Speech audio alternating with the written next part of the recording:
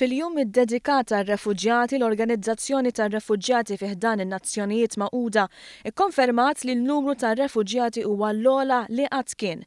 Dan fid-dawl li jilħaq il-65 miljun u 300,000 persuna. Dawn jinkludu refuġjati inkluż 3.2 miljun li talbu għad-dritt tal-ażil sal-aħħar tal-2015, żieda ta' 5 miljun mis-sena ta' qabel. Dawn huma ċifri li jirrappreżentaw wieħed minn kull 113 persuna fid-dinja. L-Aġenzija tar-Refuġjati fi ħdan in-Nazzjonijiet Magħquda saħqet li dawn iċ-ċifri jiġu fi klima ta' xenofobija inkwetanti ferm li fl-aħħar snin ħakmet l-Istati Ewropej kif il-ġlieda kontra l-kriżi tal-immigrazzjoni laħqet il-qofol tagħha. Dan huwa t-tieni l-ikbar influss ta' individwi li qed jaħarbu l-konflitt f'pajjiżhom mit-tieni gwerra dinjija u l-ewwel darba li n-numru tar-refuġjati madwar id-dinja qabeż is-60 miljun.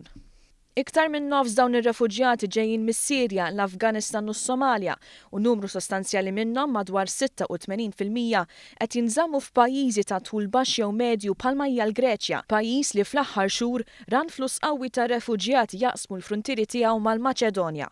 Preżentament it-Turkija qed iżżomm l-ikbar numru ta' refuġjati fid-dinja kif iċ-ċifru jilħaq 2.5 miljun.